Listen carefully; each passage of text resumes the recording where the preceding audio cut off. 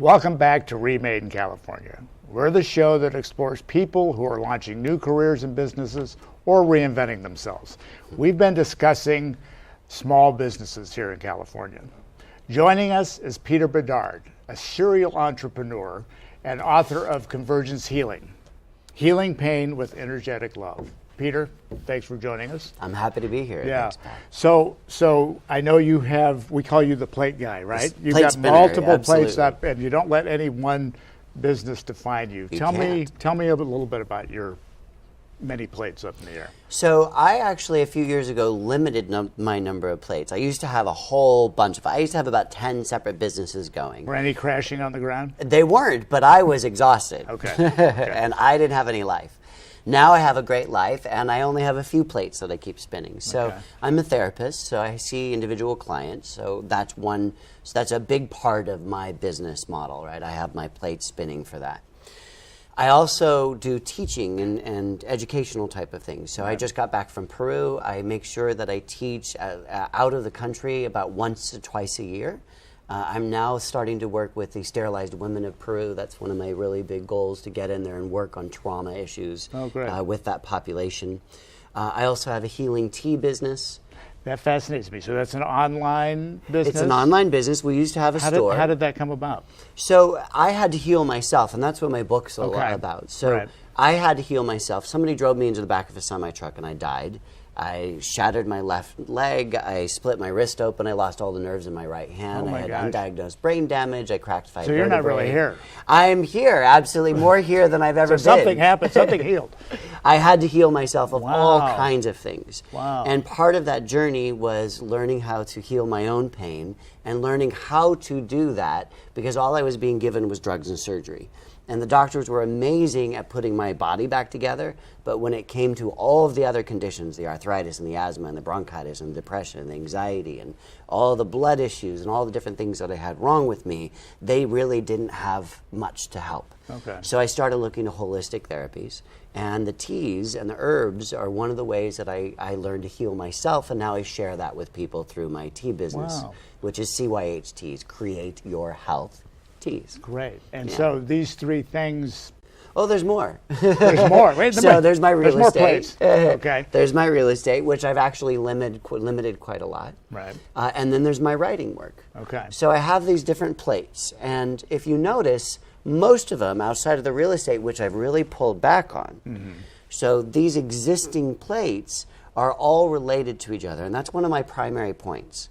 That I developed what I call my own personal, what's called your own personal mission statement, right? Something to exactly. And whenever I take on true north, right? Yeah, to guide you. And whenever I take on a business, or I really look at my businesses, it's really about this experience of following that mission statement. If there's something that comes in, it's an opportunity. It may look great. It may be amazing, but if it is not in alignment with my mission statement, I do not do it. Because I learned that no matter how amazing it looked, no matter how great it looked on paper, no matter how much money it was, if it's not in alignment with my mission statement, it either ends up being something that's miserable, or it's something that just fails. It just has no sustainability. It's almost like you have this innate thing that's like this isn't part of the it's magnetic... my North Star. Yeah. Yeah, absolutely. Wow, that's one of the big principles that I really try and get across to people. That we call that, I do some career coaching, and we call that shiny objects. Shiny objects, right. You know, I call it squirrel. Yeah, right. Like the movie, right? Squirrel. Thing. Yeah. And I think certainly as an entrepreneur, there would be a tendency toward that. Yes. You know? Entrepreneurs get so distracted. Yeah, because they have creative minds. We have these very creative minds. And we want to do all these things. Right. And so having that North Star, having that personal mission statement, with mine is very simple. It used to be 3 sentences, 4 sentences. What is it now? It's just to bring wellness. So whatever I do must I can actually understand that. Wellness. Exactly. It's not complicated. Yeah. So my healing, the business I do as a counselor, right, as a therapist, the business I do as a writer, right, the business I do with my teas, the business I do with being a speaker and an educator, all those things are in that same direction. They all are about bringing wellness. Wow. Yeah. So now, in terms of keeping these all together? Is there conflict that comes up, even with the ones that are all in alignment with your mission Not statement? at all, because the next thing I ask people to do when they're looking at a business or restructuring their life, I ask them to do what you love and work for what you love. Does that make sense? Totally makes sense. Yeah, because if you're doing what you're in alignment with and you love what you do. In fact, I'm quitting this right now. Well, you obviously inspired love me. what you do.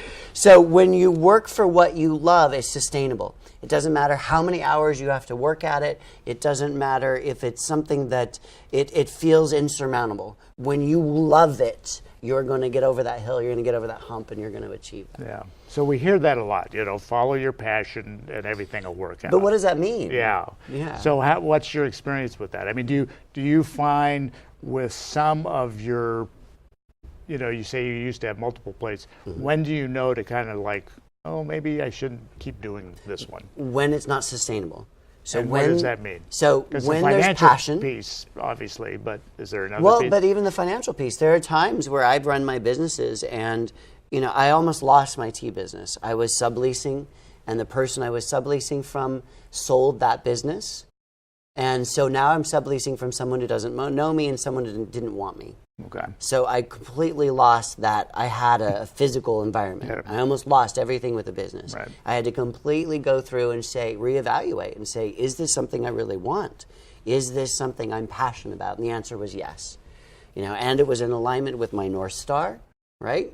And so I stayed with that business even when it looked like it was just going to fall apart and there was nothing left to it. And so as you decide, I'm going to give this business mouth-to-mouth resuscitation. Right.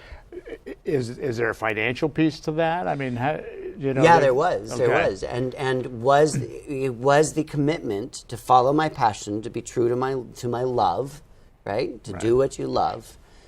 Was that commitment strong enough? And that's what I had to evaluate.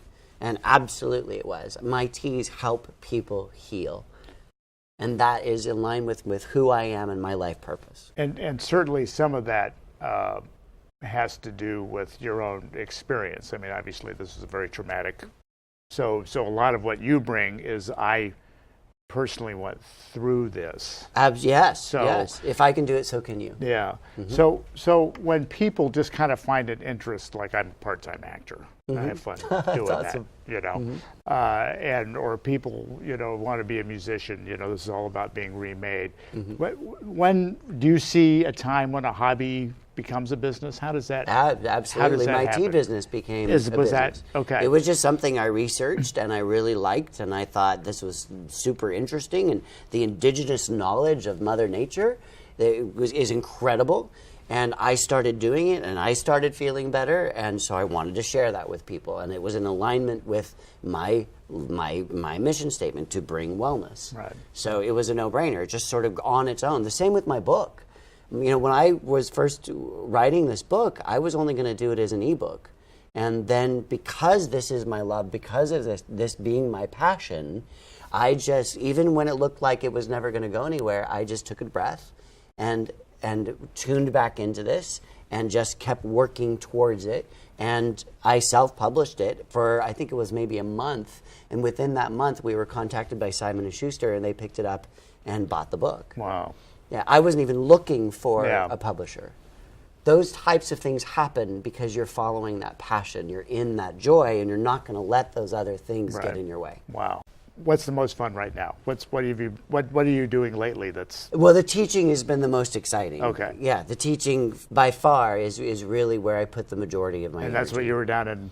That's what I was down in Peru for. doing. Yeah. Wow. Yeah, and that's why I'm building these relationships with these indigenous women organizations. And is that mostly around the healing? Yeah, there's so healing? much trauma, and my work is really focused on that trauma. Right. And anxiety and addiction issues and stuff like that. Okay. But it's pain, Yeah. whether it's physical, emotional, or spiritual pain. Wow. And so I really want to help people, give them tools, and train people in Peru or wherever the opportunities bring me, but train them in these easy, very simple processes that people can create or work with in order to help themselves find their way back to healing. That's awesome. Well, good work. Well, Thanks. Peter, thanks for being on. The book is Convergence Healing, Healing Pain with Energetic Love.